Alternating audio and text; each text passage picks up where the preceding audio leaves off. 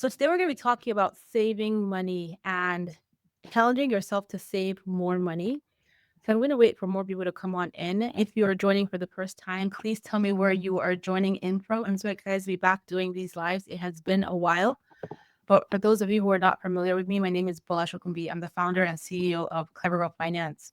We're an online financial education platform that caters to women and our allies, and we're all about helping you get to the point where you're living life on your own terms.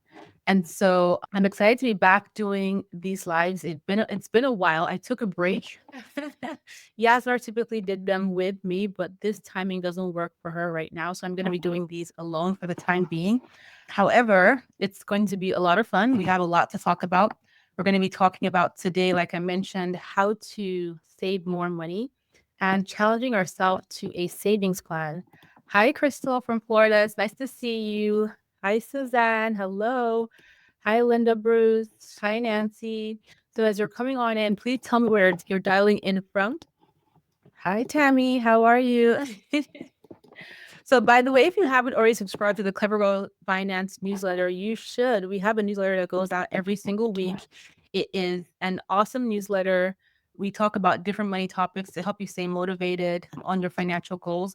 So, if you haven't already subscribed to our newsletter, you can subscribe at the link shown on screen. And I would love for you to join our newsletter community. Like I mentioned, it goes out every single week. And when you subscribe, you also get access to the Clever Girl Finance roadmap if you don't already have this. Hello, Jacqueline. Hi, Kristen. Okay, so today we're talking about saving money, saving more money, and challenging ourselves to save more money. So we're kind of almost halfway into the year. And this year has been one of these years where a lot of people have been concerned about their finances, about what's happening in the stock market, about savings, about the economy, the US economy, the global economy. And so one of the things I always tell people is that when it comes to uncertainty and fear in the market, in the economy, the one thing that you can do to help you get a sense of calm and to create financial peace of mind is to have money in the bank. And it is always a good idea to save more money. It's always a good idea to save more money. And so that's what I want to talk about today. And starting with emergency savings, right? As you know, emergencies are not a matter of if they happen, they're really a matter of when they're going to happen. Emergencies are always going to happen. And the last thing you want to do during a time of uncertainty or just any time in general is to have this happen to investments or tap into savings that's designated for other things like your goals in order to fund an emergency.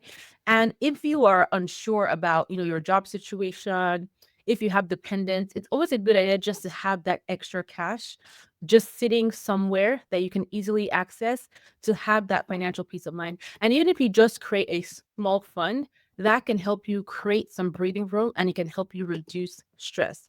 What happens when people don't have that savings safety net is that they end up relying on credit cards, they end up relying on loans, and this creates this cycle of debt that can be difficult to escape. And so, like I mentioned, even just having a small fund of money put aside can be very helpful and can help to create that financial breathing room. So, for example, let's say your car needs a repair and that repair is $500, right? But you don't have any savings. Imagine that you put that on a credit card that has a 24% interest rate. That can be really expensive as that interest compounds over time. However, if you have savings, you handle the car situation, no stress, no debt, and then you replenish your savings from there. So when it comes to savings, it's so important to have savings in place. And it could be that you don't have any savings, you have some savings, you want to expand your savings. It's never a bad idea to have more money. Hi, Jennifer. Hi, Shonda. It's been a while. Hello, Donna. So I want to check in with those of you who are watching live for you to share. Do you currently have savings in place? Are you happy with where your savings is? Do you think you could save a bit more money? And what are your savings goals? Share in the comments. Hi, Sam.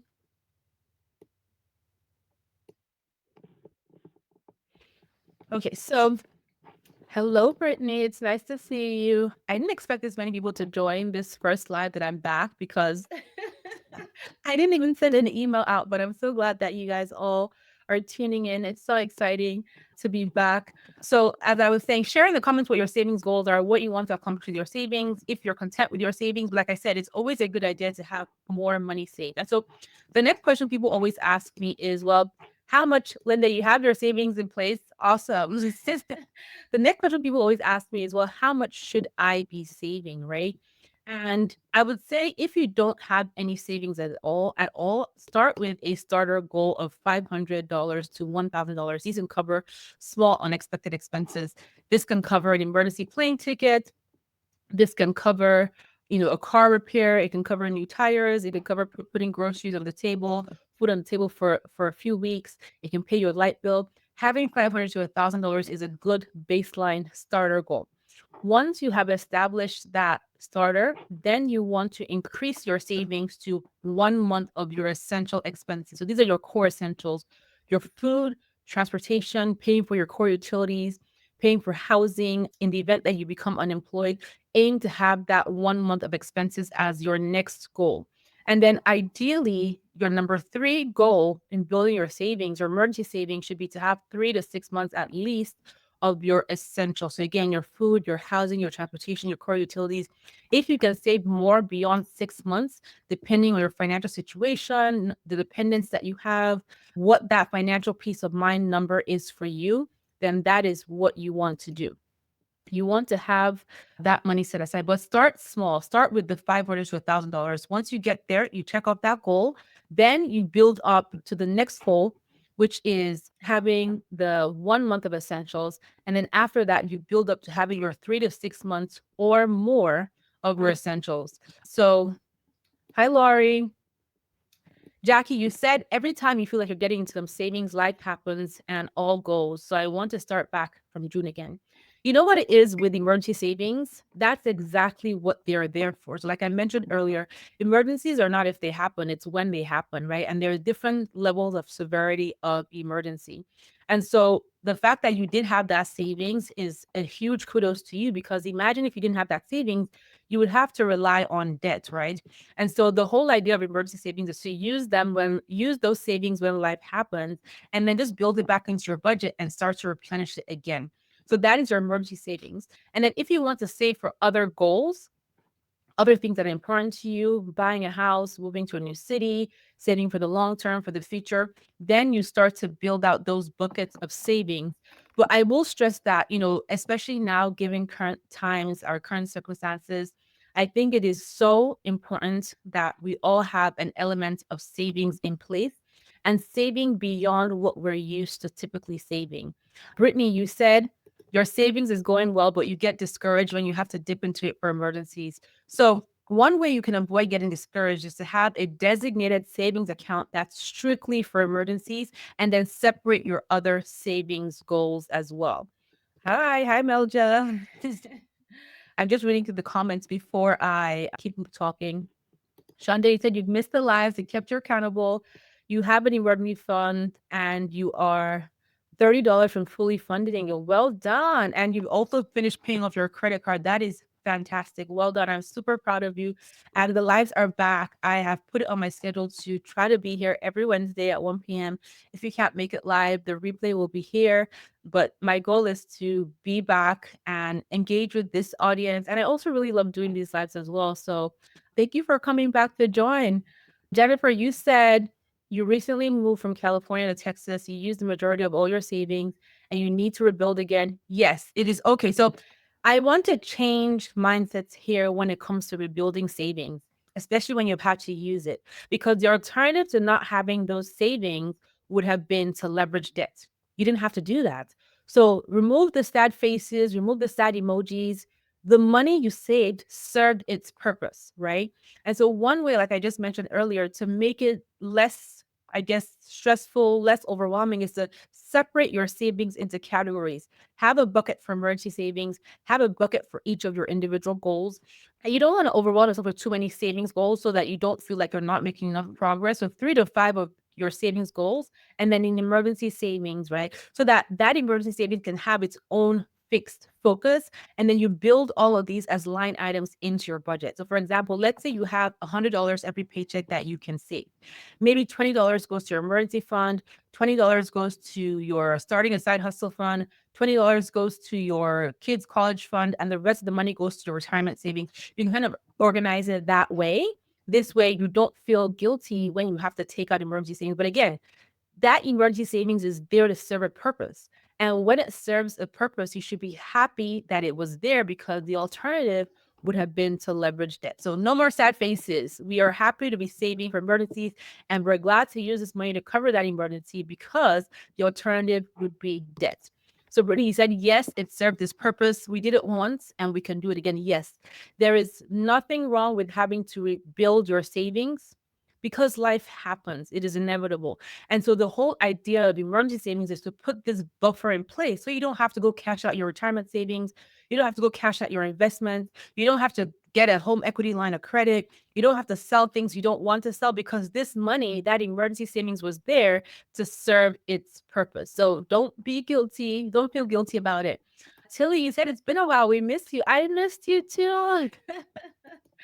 Hi, Claudia. Okay, so let's keep going with my next point. And so the next question I get is, okay, I have these goals. Okay, I'm gonna start with my starter emergency savings, $500 to $1,000.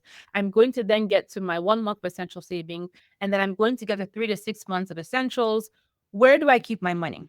The first thing, most important key to saving in for emergencies, short-term money, is you don't want to keep your emergency fund in a checking account, because it is too easy to spend. Don't mix it in with your day-to-day spending, because if it's there and you see it, you're going to get tempted to spend it. And you may say, oh, I have all this willpower, I'm not going to do it. But people are human beings, and we spend money when we see it there. At least I will. So a good place to keep your money would be in a high yield savings account, which is a separate account that you can set up. There are many online high yield savings accounts. Bankrate.com will give you the latest rates on the top savings with the highest interest. It's going to earn you interest. It's accessible when you need it. You can put it in a money market account, which has slightly higher interest, but it's still liquid. You can put it in a certificate of deposit, right? However, you do not want to keep this savings, this short-term savings, for emergencies in investment accounts, because it's too risky, because of the way investments ebb and flow on a day-to-day basis, and because it's not easily accessible in a crisis. If you need your money now, you can't just go to the ATM or to the bank or write a check to get it out. You have to sell the investment. The transaction has to clear. There might be a lag or a number of days between when you can actually get the cash. And depending on how the stock market is doing, it might take you might be selling the investment at a loss or at a decline. If it is real estate, that's your investment. It can take months to sell property. And so that could take you a while to get the money, especially if you need that money now. It's not ideal to keep emergency savings in any sort of investment account. Then you see what we're seeing in the comments. Jennifer said, thank you for the great advice. You're welcome. Laurie, you said, what do you think about high yield savings for emergency funds? Yes, that is a great place to put your money. You said, I am kind of fearful of using a bank just online and have my emergency fund at a local bank making no interest. Why are you fearful of online banks? Do you prefer having that security of being able to walk into a brick and mortar? Well, if you are concerned about online banks, they're FDIC insured, right? So you shouldn't be. But if it is more of like you like that security of walking into a physical bank, consider credit unions or community banks, because they typically have higher interest rates than your standard stand-alone bank. So that is where to keep your money. By the way, if you guys have questions, definitely put them in the comments, because I also want to be able to answer your questions while I'm here on this session today. So please ask any questions you have as it relates to this topic. And then if there's any topics that you want me to cover, just put them in the comments as well, so that I can plan to cover them in the upcoming weeks. Okay, so how do we then go about saving this money? By the way, if you guys have already checked out my workbook, my wealth plan, you should.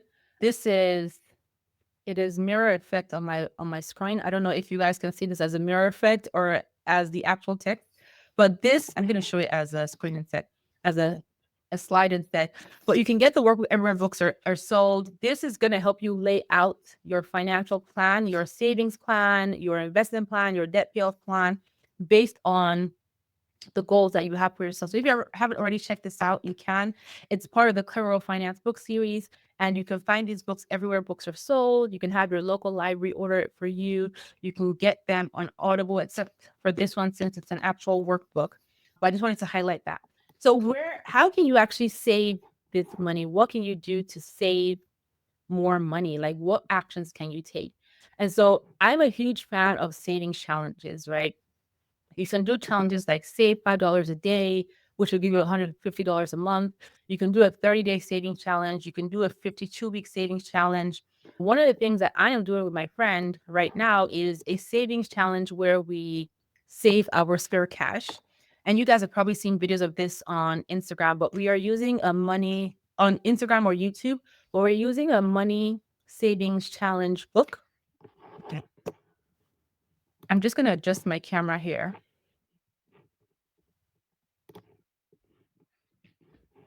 Okay. So I think I fixed the mirror issue. So this is what I was trying to show you. My wealth plan workbook. Yes. This is now, I need this coming to focus. Yeah. So if you haven't already, if you don't have a copy of this, pick one up. It's everywhere books are sold. So my friend and I have been using this money envelopes book where we are saving our spare cash. And we started this challenge about, I would say, let me see, I wrote the date down, April 15th of last month. And she has saved over $1,000, and I have saved about $800. I've saved about $800 in my book, right? So this is the book. You can see all the dates that I have colored. So I first of all did the 30-day savings challenge, and then I'm starting the 52-week savings challenge. And then for my purpose of savings, I just put life because I don't know, I didn't really have a goal for this. I don't really have a goal for this money yet. But what we've been doing is every time we go shopping or we drive by an ATM for our bank, we withdraw money to meet our savings goals. And so I did the 30-day one first, and then now I'm doing the 52-week one first. And so with the 30-day one, I saved $300.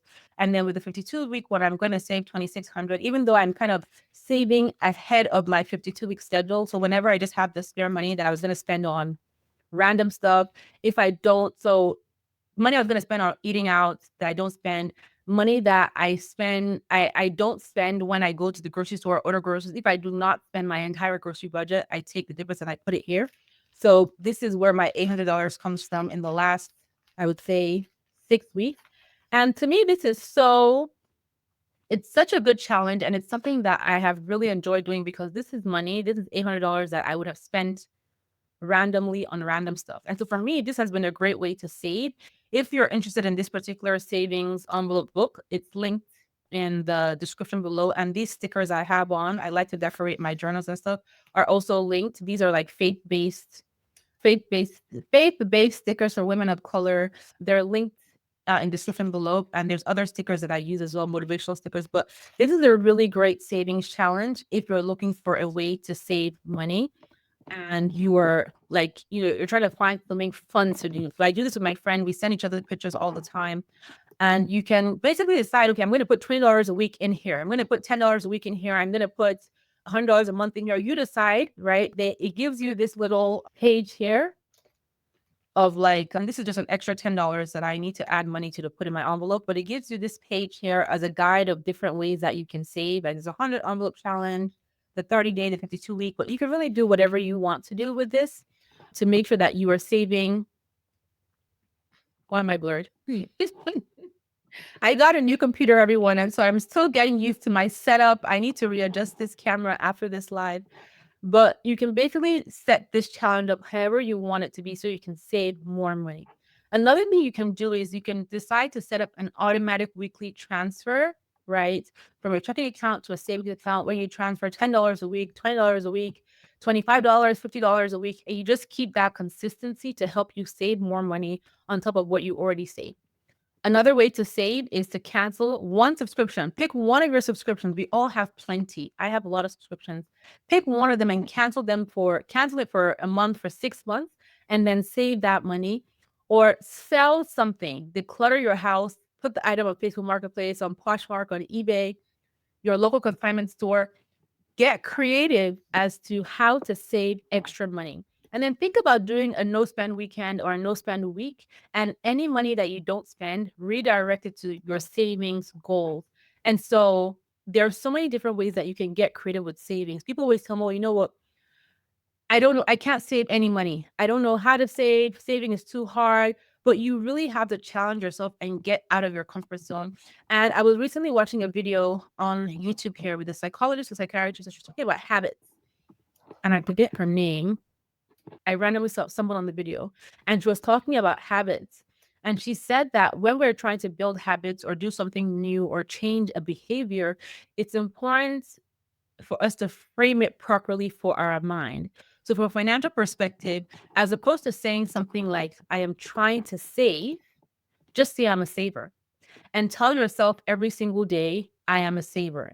And as you set that intention for your mind, as you tell yourself, you're going to be consciously or subconsciously reminded throughout the day that you are a saver.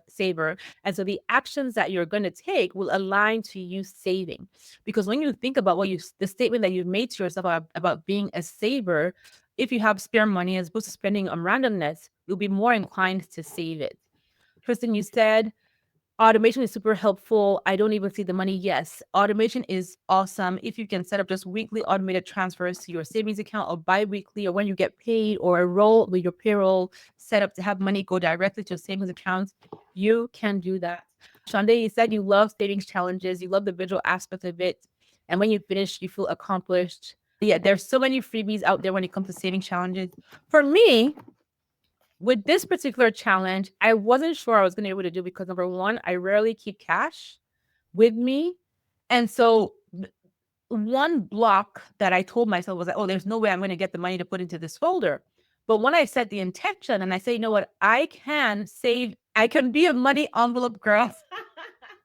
I just randomly started seeing ATMs for my bag I had never seen before. I didn't even know that my grocery store, I never pay attention to cash back on when you pay with your debit card where they say, would you like to get cash back? I never paid attention to it until I started doing this savings challenge. And then 6 weeks later, I have $800 in here. $800 I would have spent on something else. And so I want to see how far I can take this. It has 100 envelopes in it. And so far I have saved 40. So 40 of them are $800. I want to see how long it takes to finish this. And then we're going to start another one. And I just want to see how many of these I can actually save as a challenge. And the thing is, I hide this securely in my house. And I don't think about it once I put the dollars in here. I don't think about it at all. So think about ways that you can encourage yourself and motivate yourself to save more money. Hold on, let me get back in view. And then set the intention. And so Tristan said, I like that I am a saver. Yes, so tell yourself I am a saver. If you're paying off debt, tell yourself I am working towards being debt free. Remove that idea of trying. I talked to my friend Alejandra Rojas recently, and she said that trying is in your mind. When you say I'm trying, that's only in your mind. There's no action associated to it. But doing, I am a saver, is you actively being that thing that is tied to you doing. So you really want to define it for your brain so that you can be your own self motivation to take action. Claudia, you said you're really working towards saving regularly. So what are your goals to save, right? You want to set the goal. You want to determine how much you need to save, determine where you're going to keep it, and then determine how you're going to get creative to save more money. And so that was really what I wanted to cover when it comes to saving, building your emergency funds, know your goal, open the savings account, start the envelope binder, and then just get started. Stop waiting for the perfect moment. Stop waiting to have a lot of money. Stop waiting to get paid more. Just start to put whatever you can aside now, because it is so important, like I said, to have money put aside. It's so important to have that financial peace of mind, to build your buffer. And even if you're not saving for emergencies, you can use all the tips I just mentioned to save for your other financial goals as well. Meldra asks, you're asking a question about a notice period account. I'm not sure what that is, so I wouldn't be able to answer that question. But yeah, I just really want to encourage everybody to save money, especially during this season, right? Just save as much as you can. I don't think this is spending season. I think this is saving season. There are just so many things going on in the world, in the economy, that it just makes sense for you to build that cash buffer and then look at your accounts and be at peace with it before you start spending on, especially on non-essentials. Hi, Miss Bag. You said, how do I save while you still have debt to pay? So I would say it's all about setting a plan and a structure for your finances. And this is where your budget comes into place. I believe that you can save money and pay off debt at the same time. And so I would structure it this way. Number one, top of the list, if your employer offers your retirement savings plan, contribute something to it. 5% of your income, 10% of your income. This is you putting money aside for your future self. And this is you taking advantage of the opportunity of time, right? So put that away. If your employer offers them a match, save as much money to get that full match because that is essentially free money. So you want to take advantage of that. Next, you want to prioritize as a line item in your budget, getting to that starter goal, that minimum emergency savings of $500 to $1,000. I would even say have $1,500 put aside as a baseline and start putting money there. Then list out all your credit cards, all your debts, know what the minimums are for each of them. Prioritize your debt either by the snowball method or the avalanche method, where you're either paying off the debt that has the smallest balance first, you're prioritizing that first debt, or you're prioritizing your debt that has the highest interest rate, and then determine how much extra payments can you put towards that debt. It's all about creating a balance. So every month, you're saving $300. So let's say you have $1,000 to put towards debt and savings. Every month, you're saving $300. That amount doesn't change. And then $700 goes towards debt. If you bring in any extra income, put it towards your debt, but keep your $300 savings consistent so that you're building up your buffer. You have that cash put aside while you focus on getting creative to find ways to pay down your debt. So I hope that answer was helpful. But I do think that you can save and pay off at the same time. And I get that people want to be aggressive with paying off debts, but you also want to have a little buffer put aside so that if life happens while you're paying off debt, you don't have to take on more debt. You can just pause with the debt right here, right? Make your minimum payments and then use the cash buffer you have to fix the emergency situation and then go back to making extra payments on your debt. So you always want to have that cash buffer in place. Brittany, you said it helps me to set a goal and calculate how much to set aside every payday and track my progress. I like that. Yes, that's a good way to do it. Tilly, you said, I'm happy about this savings challenge. And I started $10 savings 10. I started the $10 challenge a week. I love that as well. Okay, so Jennifer, you said you think you're going to do the savings challenge with the cash envelope method. And you like how I created my binder. Yes, I love my binder. I linked it below. The stickers are below. And then Melda, you said that the notice account is an option you have in South Africa where you can save and give notice for 7 days, 30 days to access the funds.